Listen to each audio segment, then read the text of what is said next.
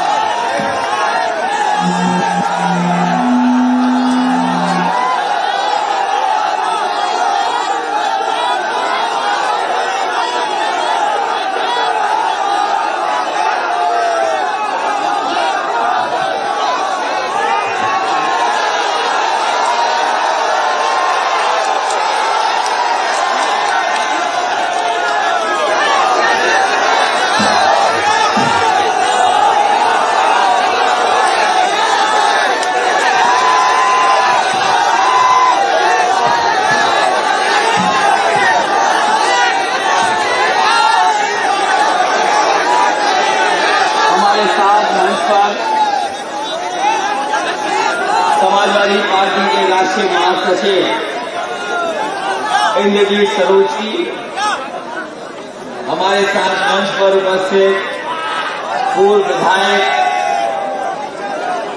और यहां से रहे सुधीर रावत जी, मंच पर हमारे साथ राम भवन कुरेल जी, जीतेन रावत जी, अर्जुन दिवाकर जी, मुनीश कुरेल जी से लेकर के हमारे सभी समाजवादी पार्टी के यहाँ पर उपस्थित नेता, यहाँ पर हमारे साथ मंच पर उपस्थित सुरेश चौधरी,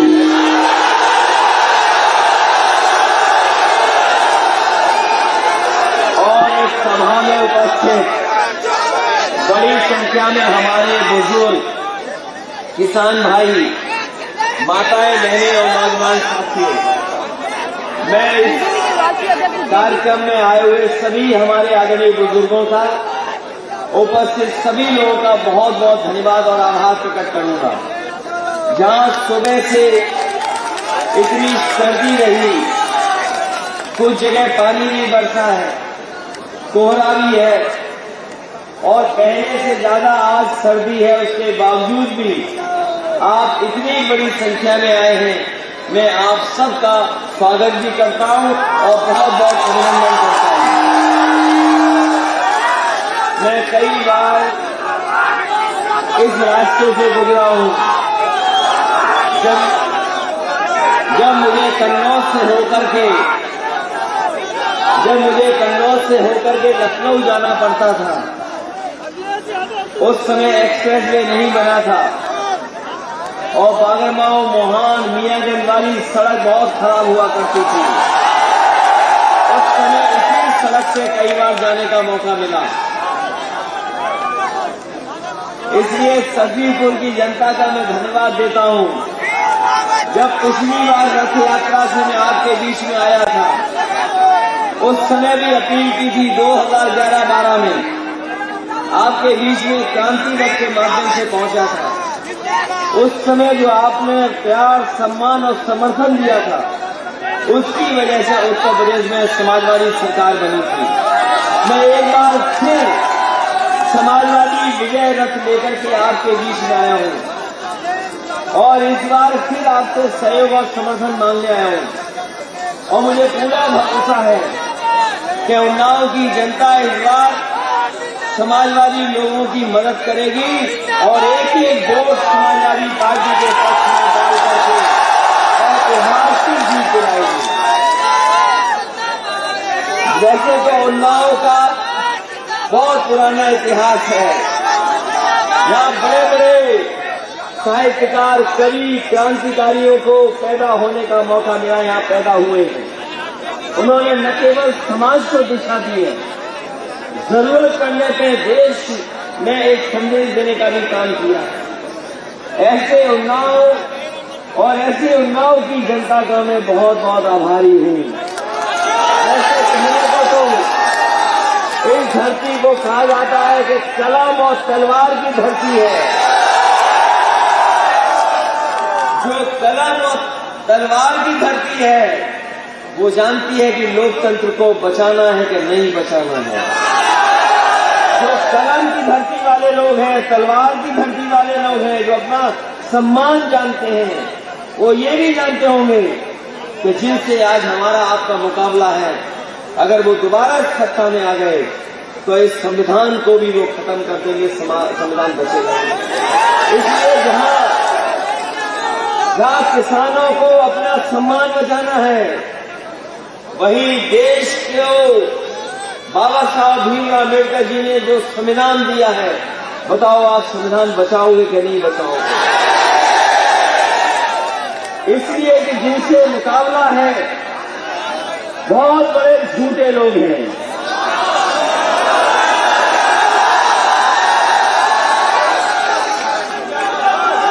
एक धरती पर एक हिटलर के जमाने में झूठ फैलाने वाला आया था।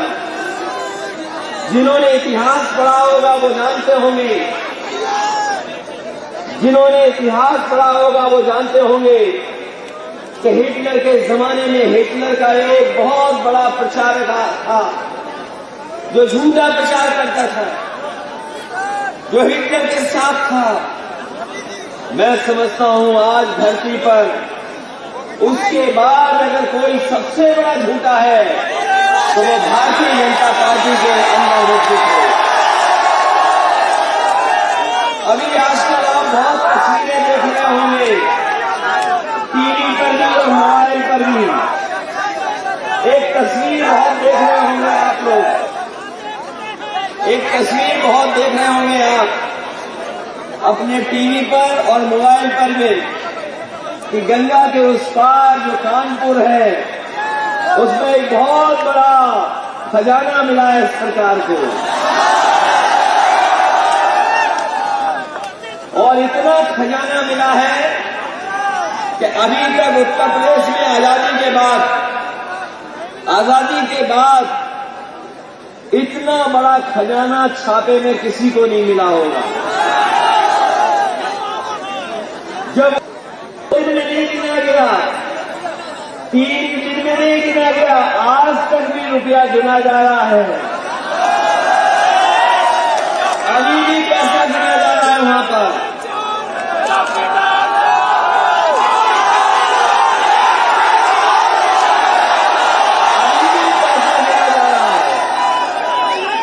बैंकों से रुपया गिनने वाली मशीन मंगाई गई, रुपया गिनने वाली मशीन मंगाई गई, और वो मशीनें पैसा गिन रही थी। और जो गिना हुआ पैसा है वो बताया जा रहा है कि एक इत्र व्यापारी है जो समाजवादी पार्टी का संबंध रखता है, उसका पैसा है। ये बताया जा रहा है कि कन्नौज का इत्र व्यापारी है जो समाजवादी है, उसका पैसा है। लेकिन हमारे जागरूक भाइयों, हम आपसे कहना चाहते हैं, जिस समय सच्चाई सामने आएगी और जिस समय पैसे की हकीकत पूरा जानकारी होगी, तो वो रुपया अगर किसी का होगा तो वो भारतीय जनता पार्टी के लोगों का पैसा होगा। भारतीय जनता पार्टी के लोगों का पैसा है, और वो इसलिए छापा पड़ गया कि जिसके यहां पैसा निकला उसका नाम है पीयूष जैन, और जिसने इत्र बनाया उसका नाम है पुष्पराज जैन। जब बीजेपी के लोगों ने कंप्यूटर पे नाम डाला, तो बताओ, जो नाम निकालना चाहिए था वो नाम नहीं निकाला, दूसरा नाम निकाल दिया। कभी भाई अभी बाद में पता लगेगा कौन है।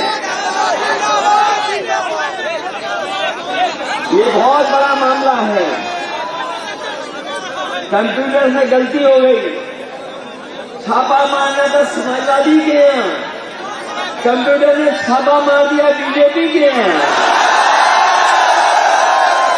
समाजवादी का नाम है पुष्पराज जैन, जिन्होंने इत्र बनाया, और जिनके यहाँ छापा पढ़ करके पैसा निकला वो भारतीय जनता पार्टी का है पैसा, वो भारतीय जनता पार्टी का पैसा है। और आप लोग सभी के लोग बहुत दूर नहीं रहते हैं, कन्नौज भी आपसे दूर नहीं है, और हम तो कहते हैं अपने रिश्तेदार लोगों से पूछ लेना, अपने जानकार लोगों से पूछ लेना, और अगर पर्चे हो तो पता कर लेना। वो पैसा अगर है तो भारतीय जनता पार्टी के समर्थकों का पैसा है। और हम तो कहते हैं कि अगर ये पैसा हम लोगों का है तो बताओ, नोटबंदी में तो पैसा सबका जमा हो गया, किसी का बचा जिसमें नोटबंदी का पैसा है। जिस समय नोटबंदी लागू हुई थी, आपका हमारा घरों में रखा पैसा सब जमा हो गया, किसी को नहीं मिला पैसा, सबका पैसा जमा करा लिया। जो पैसा वहां मिल रहा है वो सब नए नोट हैं, सब नए नोट हैं। और बताओ, आप लोग अगर बैंक में जाओगे बिना सिफारिश के किसी को नया नोट मिलता है क्या? और जब गड्डी चाहिए हो तो बताओ, सिफारिश करनी पड़ती कि नहीं करनी पड़ती? और जो नई गड्डी है उसमें बैंक का नाम भी है। तो हम तो बीजेपी के लोगों से कहेंगे, ढूंढो कि किस बैंक से पैसा निकल करके आया है। अगर किसी का पैसा है तो वो भारतीय जनता पार्टी के लोगों का पैसा है। जिस समय फोन कॉल निकलेंगे, सीडीआर निकलेगा, उस समय जनता को जानकारी हो जाएगी कि आखिरकार किसका पैसा है। इसलिए मैं आपसे कहने आया हूं, सवाल पैसे का तो अलग है, पैसे का तो अलग सवाल है, लेकिन बीजेपी के लोग बताओ, आपने किसानों को भरोसा दिलाया था कि उनकी आमदनी दुगनी हो जाएगी, आय दोगुनी हो जाएगी। अभी आपने धान बेचा होगा, बताओ आपका धान लुट गया कि नहीं लुट गया? और जब आप खाद लेने गए होगे, लाइन में लगना पड़ा, आपको खाद नहीं मिली होगी, और अगर खाद मिली भी होगी, अगर खाद आप लेकर के आ गए होगे, तो जब घर आकर के देखा होगा तो 5 किलो की चोरी हो गई कि नहीं हो गई? डीजल पेट्रोल कहां पहुंच गया? बताओ, पेट्रोल 100 से पार हो गया कि नहीं हो गया? हो गया पार कि नहीं हो गया? और जो हमारे गरीब कभी कभी पकौड़ा बना लेते थे, सब्जी बना लेते थे, वो सरसों का तेल कहां पहुंच गया बताओ? जब हमारा किसान अपने खेत में सरसों पैदा करता है तब उसे सरसों की कीमत नहीं देते, और जब सरसों का तेल बाजार में आता है तो बताओ हमारे गरीबों को सरसों का तेल कितना महंगा खरीदना पड़ रहा है। और याद रखना, अभी तो डीजल पेट्रोल महंगा हुआ है, अभी जनवरी आने दो, 1 हफ्ते बाद आपके जूते और कपड़े भी महंगे हो जाएंगे, ये इंतजाम सरकार करती है। और हमारे बाबा मुख्यमंत्री कुछ जानते ही नहीं है। हम लोग तो उन संस्कारों को जानते हैं कि अगर कोई बाबा हो, कोई योगी हो तो दूर से ही प्रणाम कर लेते हैं। लेकिन बताओ, ये बाबा योगी कैसे हैं? सुबह से झूठ बोलना शुरू करते हैं, सुबह से झूठ बोलना शुरू करते हैं, और शाम आते आते वहां झूठ बोलते हैं। इतना झूठा बाबा, इतना झूठा योगी कहीं नहीं देखा होगा। कहीं आपने देखा इतना झूठा योगी?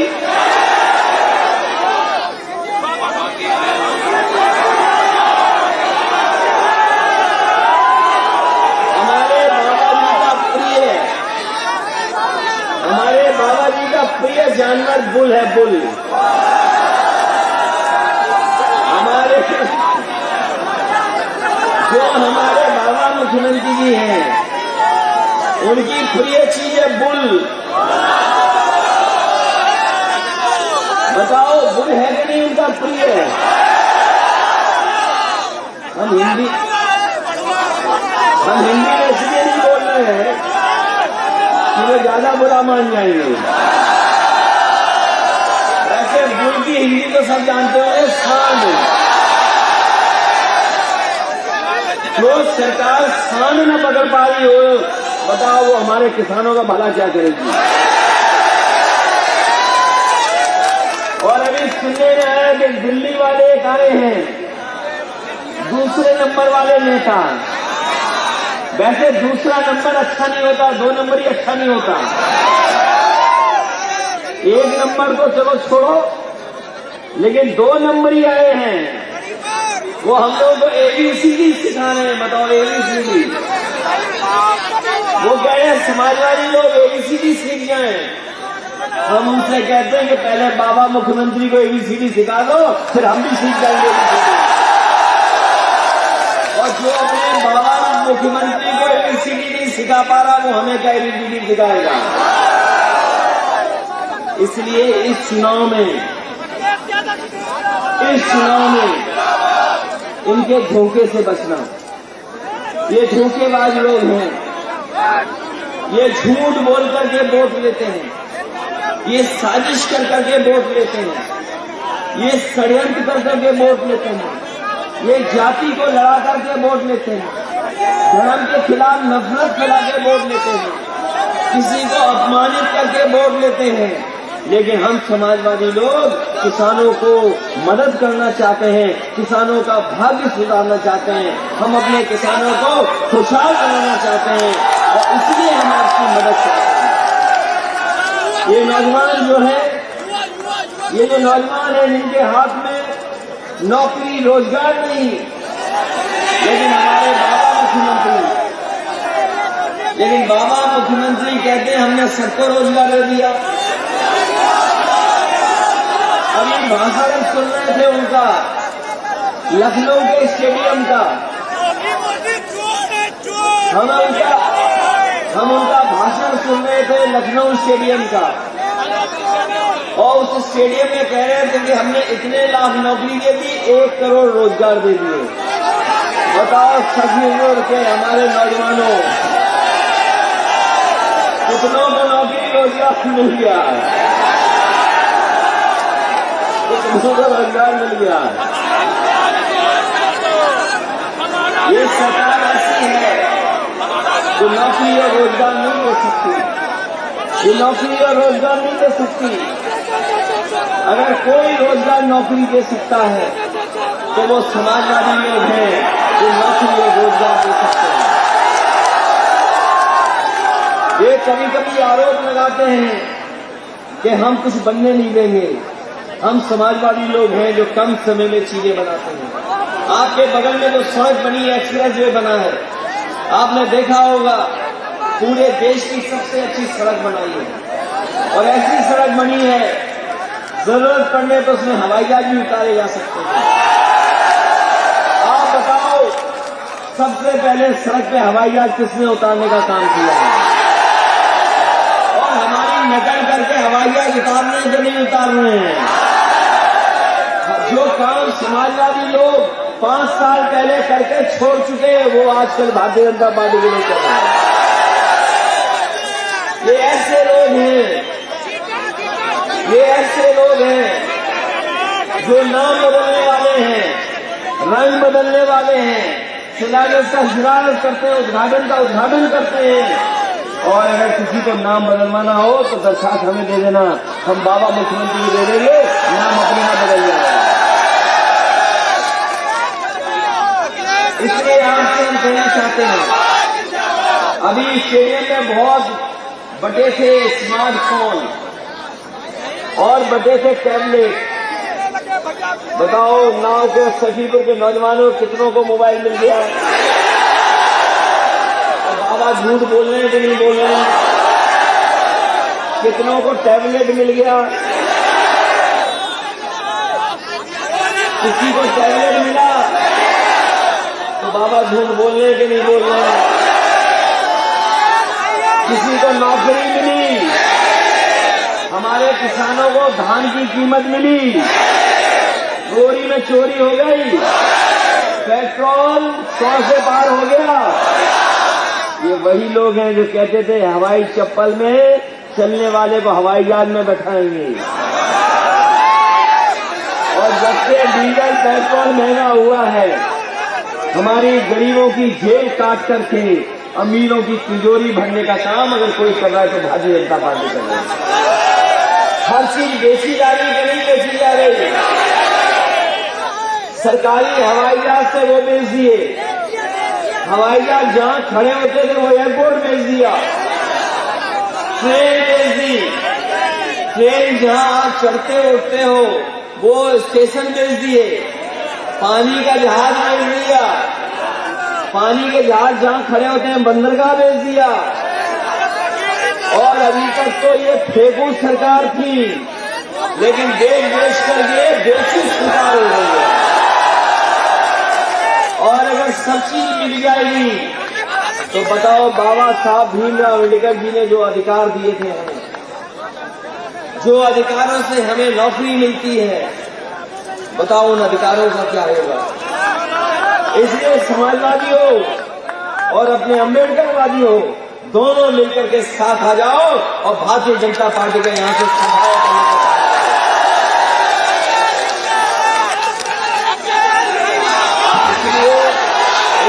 फिर हम आपका धन्यवाद देते हैं और हाथ को कर सकते हैं।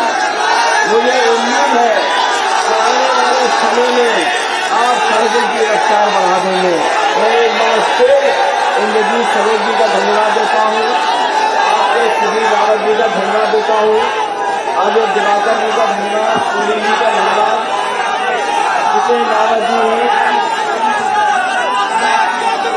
मनीष पुरी जी का और सोहेल चौधरी जी का बहुत बहुत धन्यवाद देता हूँ। और साथ ही साथ इस मंच पे उपस्थित सभी नेताओं का बहुत बहुत धन्यवाद। और इतनी सर्दी में इस कार्यक्रम को सफल बनाया, मैं आपको बधाई देता हूँ और भरोसा दिलाता हूँ आपकी दवाई का इंतजाम, आपके इलाज का इंतजाम, आपकी पढ़ाई का इंतजाम, आपके लिए एम्बुलेंस, पुलिस के लिए 100 नंबर की व्यवस्था की थी। इससे बेहतर व्यवस्था अगर हमें करनी पड़ेगी तो रोजगार को लेकर के अपने किसानों को खुशहाल बनाने के लिए और किसानों को अगर हमें ज्यादा भी सुविधा देनी पड़ेगी तो सुविधा देने का काम करेंगे। साथ ही साथ अपनी माताओं बहनों को जो पेंशन 500 रुपए देते थे, हमें अगर 3 गुना भी करनी पड़ी, 1500 देनी पड़ी महीने, तो अपनी माताओं बहनों के सम्मान के लिए 1500 पेंशन देना। पढ़ाई को लेकर ये अभी मुझे बताया कि यहाँ पर पढ़ाई के लिए इंतजाम करना पड़ेगा। और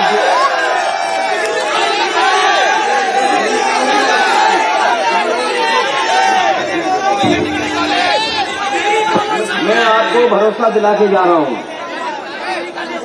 अरे रुको भाई, ये जो दीवाना है ये जानता नहीं पढ़ाई के लिए क्या चाहिए इसको। बीजेपी वाली गलती मत करो। ढूंढ रहे थे पुष्पराज जैन को कंप्यूटर पे नाम लिख करके और मिल गया पीयूष जैन।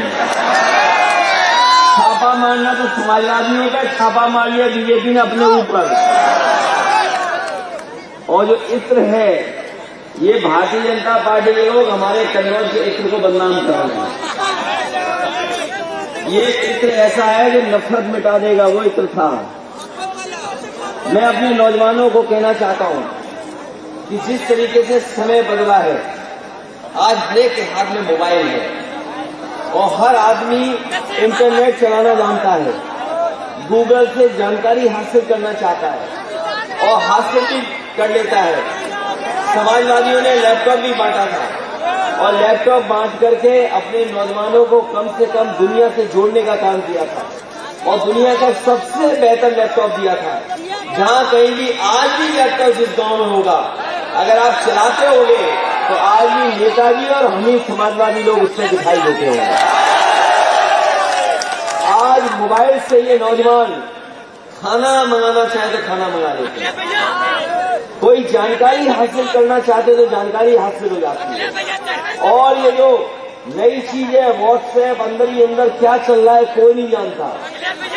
बिना 10, 20, 25 लोगों को सुबह सुबह नमस्कार किए बिना व्हाट्सएप बंद नहीं होता। और रात को भी जब तक रात में आप गुड नाइट नहीं कर देते हो तब तक मोबाइल नहीं बंद होता। ये भारतीय जनता पार्टी ने सपना दिखाया था डिजिटल इंडिया का, याद है कि नहीं याद है? भाई ये डिजिटल इंडिया का सपना दिखाया था और ऐसा सपना दिखाया कि लोगों को लगा कि ये डिजिटल इंडिया से भारत को बदल देंगे। ये भारत नहीं बदल पाए, लेकिन दुनिया का सबसे पैसे वाला आदमी, दुनिया का जो सबसे अमीर आदमी है, वो जानता है इसकी ताकत क्या है। हमारे भारत के लिए कुछ नहीं कर पाए, लेकिन अमेरिका में बैठा हुआ दुनिया का सबसे ताकतवर वो जानता है कि अगर हम कंडे बेचना चाहेंगे कंप्यूटर से तो कंडे भी बेच लेंगे। बताओ कंडे बिक रहे हैं कि नहीं बिक रहे कंप्यूटर से? अगर अमेज़न को देखोगे जाके तो अगर आप मोबाइल से कंडे खरीदना चाहोगे तो कंडे मिल जाएंगे उसमें। लेकिन ये भारतीय जनता पार्टी वाले जानते ही नहीं है, गरीब से व्यवहार अच्छा करो, बातचीत अच्छा करो, फ्री में कंडा दे देगा। और बताओ कंप्यूटर से बिक रहा। इसलिए आज के समय पर कैसी पढ़ाई हो, आज के समय पर कैसे कोर्स हो और कैसी डिग्री हासिल हो, हम अपने नौजवानों को कहके जा रहे हैं। समाजवादी ने लैपटॉप बांटा था, 100 नंबर पुलिस के लिए चलाया था, फोन कर करके गांव में एम्बुलेंस बुला ले रहे थे, 24 घंटे में आप अपना ट्रांसफार्मर बदल देते थे, समाजवादी पेंशन मिल रही थी। अगर आने वाले समय में हमें अपनी बेटियों के लिए, बहनों के लिए और नौजवानों के लिए अगर पढ़ाई के लिए कोई डिग्री कॉलेज या कोई संस्था बनानी पड़ेगी तो सबसे पहले सदीपुर में बनाने का काम हमने जब 22 महीने में एक्सप्रेस वे बना है, 22 महीने में एक्सप्रेस वे बना है, तो इस तरह की पढ़ाई की संस्था को भी बनाने का काम करेंगे जिससे हमारे नौजवानों का भविष्य बेहतर हो सके। इन्हीं शब्दों के साथ आप सबका बहुत बहुत धन्यवाद।